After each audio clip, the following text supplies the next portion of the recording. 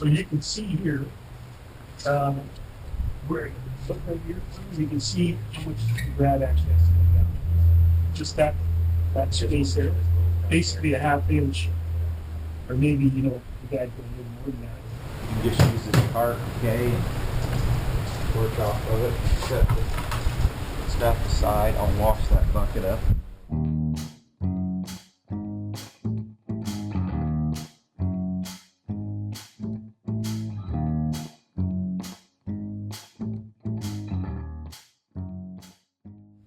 And these here are just self-tapping. They're just special. Self-tappet screws. Yeah, I had to build this. Those are custom made. You built that in the parking lot? Home Depot, because the old Rad had a mount on the front of the, had a tab welded off. Right. Do you want me to just leave the condenser and cooler? Yeah, the condenser and that cooler will stay. Gail, if you want, Merlin will probably have to jack it up a bit. Yeah. We can handle that. We have technology.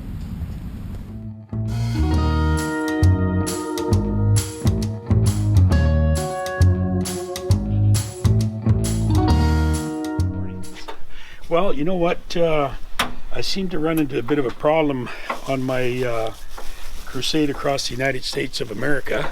And he's from Canada. Yeah, well, you know what? The jacket gives it away. You know, unfortunately, I ran into some difficulties with this radiator on my good old reliable 57 Chevy. After 17 years, the Rad gave up. Had to replace it. You've had this car 17 years? 17 years since it was finished. Whoa. How long did you have it before it was finished?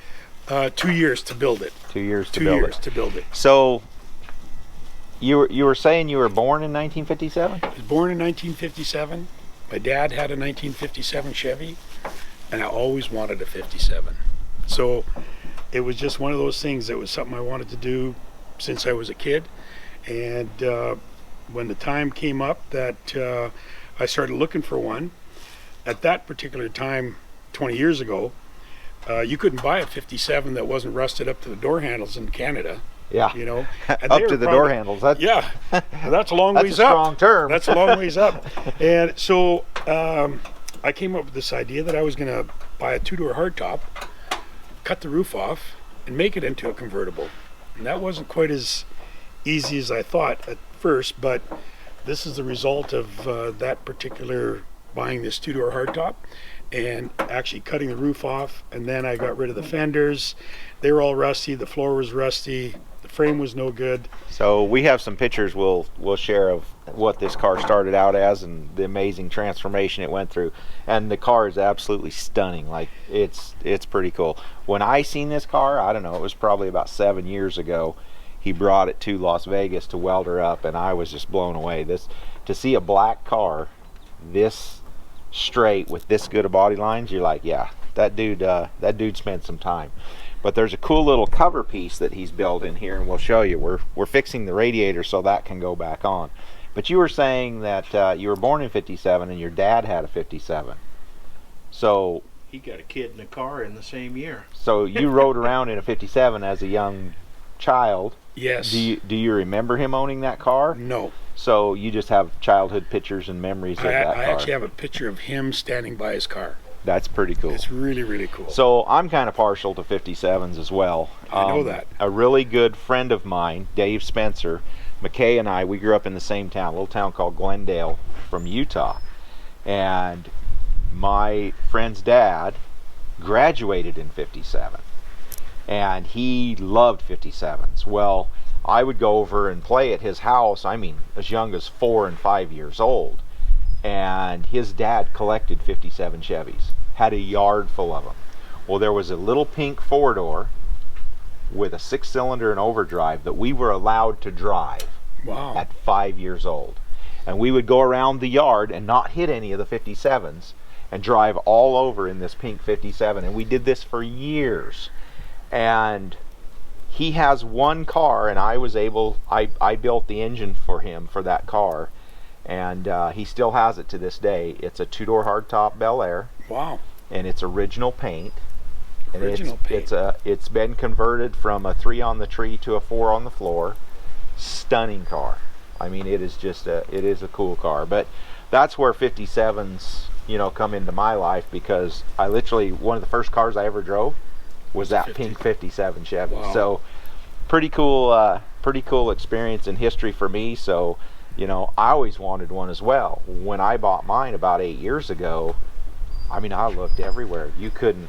You're $30,000 for junk here in the United States that you've got to put together, and that's a tough bill when you got to put another, you know, 50, 80, 100 grand in. I don't know what you have in this car, but I know it's a lot. Lots. Yeah. So we'll do a walk around. A lot of time. A lot of great people help put it together. Well, it becomes a labor of love when you get them to this level. Absolutely. So yeah, it's, you know, and it shows that you've built a lot of cars, because there's not a lot of like first time experience here. This is next level to finish a car out this nice, and, you know, do these inner panels so nice that finish off the engine compartment. The wiring's all hidden, like there's no flaws in it anywhere. I can't wait till you tell your viewers about the engine tunnel. Yeah. That'll be kind of an interesting The engine tunnel in this car, there's a picture of it up right now, is actually a wheelbarrow from Home Depot. Home Depot. He went to Home Depot and bought a wheelbarrow. The sticker is still on. It's a brand new wheelbarrow. And he claimed that it was some of the best metal that he had worked with in the car. Obviously, it was a lot heavier, so Real it thick. supports the firewall. Yep.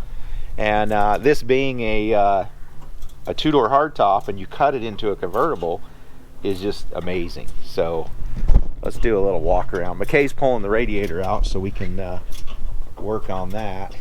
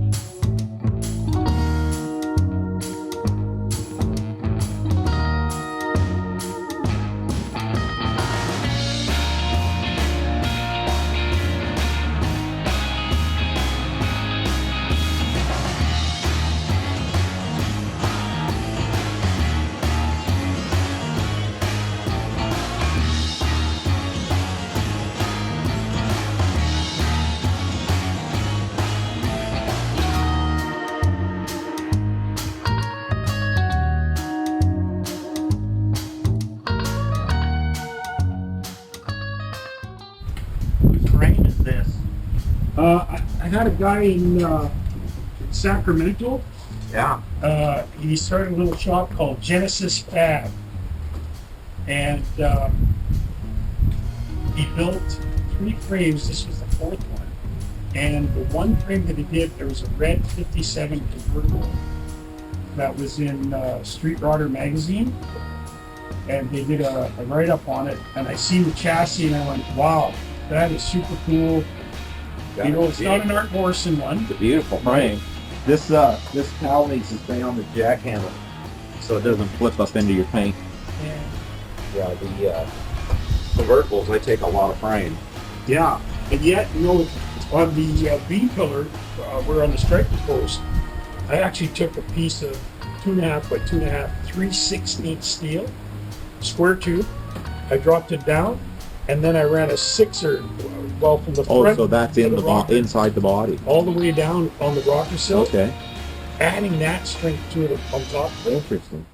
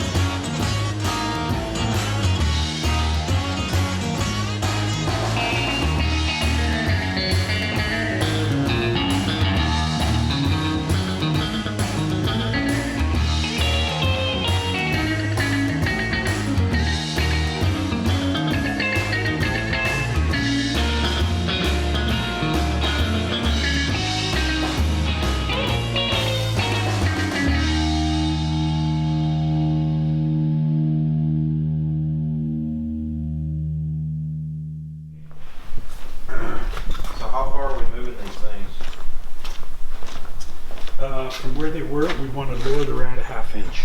1/2 of an inch. 1/2 of an inch. 1/2 of an inch. Is that a Canadian half-inch It's or exactly is a that Canadian half-inch. American half-inch? No, actually, we use metric. A metric half That's right. inch. We got So a metric half-inch is 12.89 millimeter. Is it? Yes. I did not know that. Haven't you ever seen the video of Crazy Carl? The No. difference between a 9/16 and a 14 millimeter wrench? No. Oh yeah. I'll have to He look gets at that. into it. I'll show it to you later. So from where they were, we're going to just drop. We're going to drop move it it a down. half-inch. Yeah. Jeez, I probably could have just re-drilled that hole, but that might be what we'll do on this one. Just re-drill that hole a half-inch rather than spend all that time. But that one's junk. That one's got to be. Yeah, and That one's gotta be and we'll redid. take that tube out of there. Yep. We'll take the upper rad hose out. We'll move it up and the bracket kind of equally, right? Yeah. Same. So a lot of people probably wonder why he's going to all this trouble. He's from Canada. The radiator was in the car. I'll let him kind of take it away and explain it. You know, car guys are a special animal, and yeah, he spent all his time putting this radiator in. It wasn't right. He couldn't put his decorative cover on his engine, so. Well, I'll tell you, actually, the original radiator was leaking. So I took it to a shop in Las Vegas to an aluminum fabricating guy and asked him if he could take it apart and just plug the lines that were leaking on it. And after pressure testing it, he plugged 3 on one side, 2 on the other. And I knew I was going to lose some cooling on it, but I still thought, well, you know what? It'll be fine because this car never ran hot anyways. I came back the following day to get it and pressure tested it, and it still leaked. So I decided that I would try to find something that would fit, and amongst a bunch of friends of mine, we ended up finding one actually at Summit, but it was a half-inch narrower on each side, so it was an inch narrower than the original one, and the filling spot was on the opposite side, which really didn't matter to us.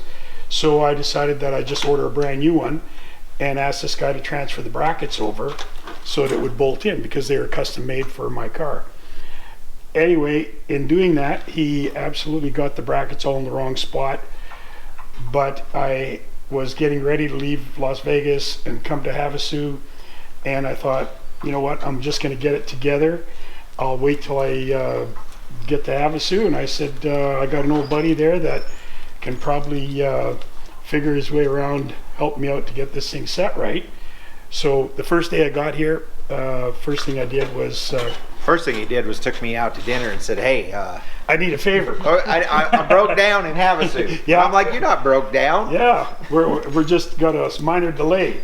Anyway, so after I talked to Merlin about it, he said, "Look, let's just pull the thing all out, and we'll remount all the tabs. We'll change the water locations, whatever we got to do, and we'll get it to fit properly. That's what I really want. Then I can finish it the rest of the way I want, and be able to open my hood.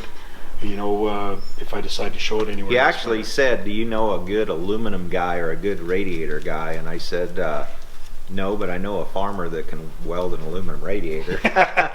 That's right, exactly, exactly. So that got us right to this spot here. So yeah, Gordy and I met like 8 years ago at Welder Up. He brought that 57 in, and we just kind of, you know, become friends on Facebook and stay in touch. I mean, obviously, he lives all the way up in Canada. And little by little, he's migrated down to Las Vegas, and he had a place in Las Vegas back then, but he's coming down to Havasu because he loves the weather. As he gets older, he can't do that cold, so he's wintering in Havasu. Actually, you know what? I got to tell you, it's not the weather in Havasu that I like. The weather is awesome, no question about it. What I like about it is the car culture.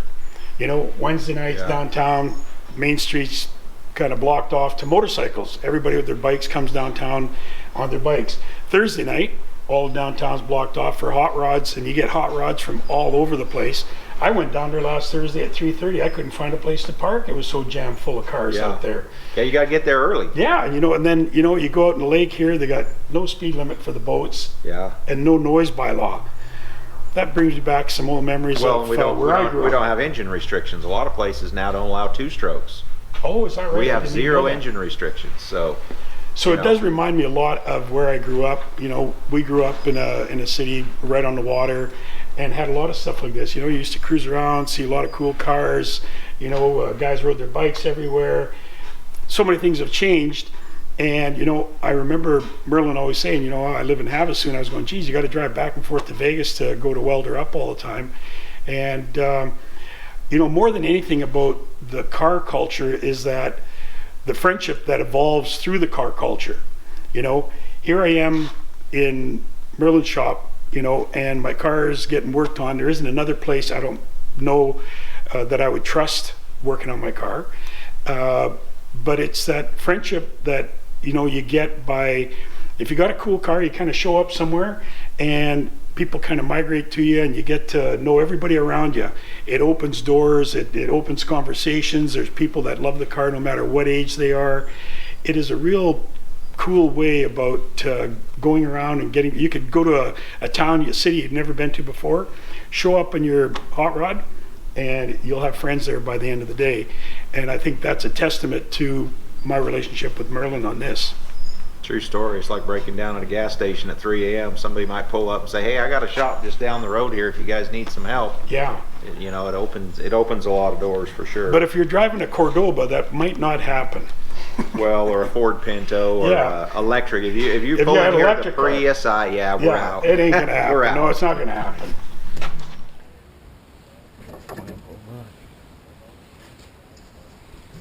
Yeah. Yeah.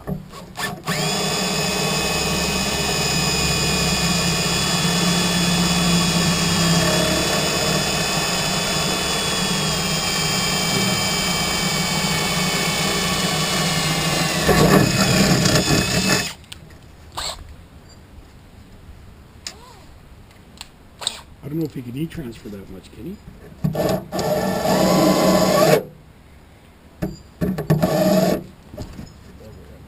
See if we go in.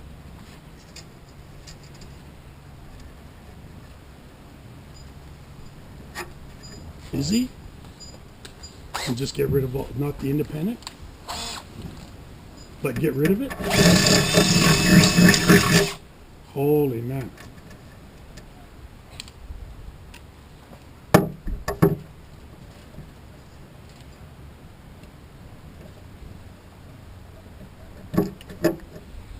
You're leaking quite a bit. It'll stop one of these days.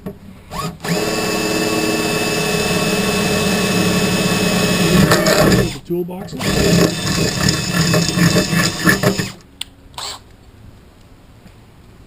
No, he's going to leave them in that his brother's trailer.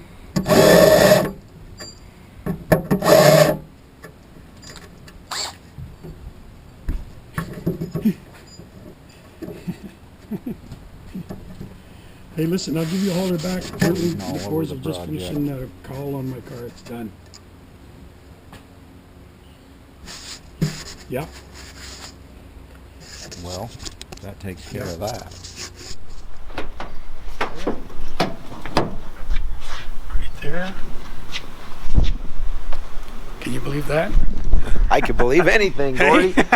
There's Gordy, we can come up On this side here. a little bit to give you more room right on top of the radiator. Yeah. Actually, you know what, Makay, that little groove's got to go further back there a little bit. No, it's got to go on the back side of that. Yeah. So that gets tucked in.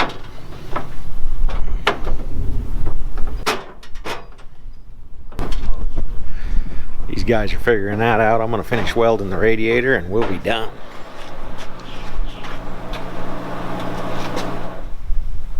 You're not the star today, she is.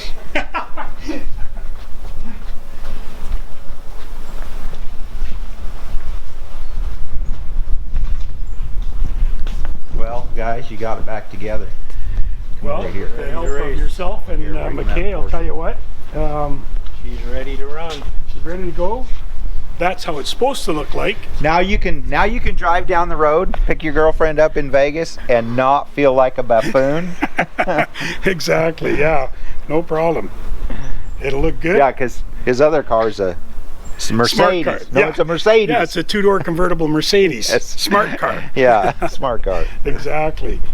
So yeah, thanks to Merlin and Makay for getting this thing fabricated right, getting the radiator fit right. Now it's nice with all this. How many hours did it take you to build all that? How many things you got in that? I actually had a friend of mine, Billy Bourbonace, that did all the metal fab work and stuff in here, the engine compartment and most of the metal fab on the car.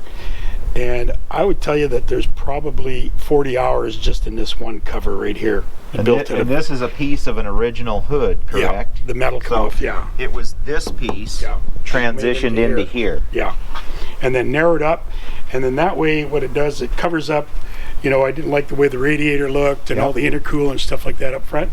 It just kind of tidies it up. I always thought it looked good if the hood was even off. Yeah, it's clean. It honestly, it could run with no hood with that engine, that supercharger. And then some of the other mods are that I took the bullets off the front of the bumpers here, smoothing the bumper out, sunk the headlight doors in. So these here are about 1.25 inches longer on the fenders. So I tucked the headlights right inside there. And that was the first set of Xeon, basically like the LED headlights that we have today. Right. But 17 years ago, this thing's got a wiring harness for those headlights that it's about 1 inch round. Yeah. And the instructions came in Chinese. So luckily enough, I had a friend that hey, what are you talking about? the wire. We're still getting instructions in Chinese. Yeah. That was the first of the Chinese. Yes, exactly. Yeah, cool. Anyway, yeah, you know, it's so nice to have it all back together again. Again, thanks to you guys and getting me fixed up and back on the road, and lots of smiles per gallon. So let me know down in the comments what you think of this hot rod of his. What do you like? What do you like or hate about this car? And thanks for watching.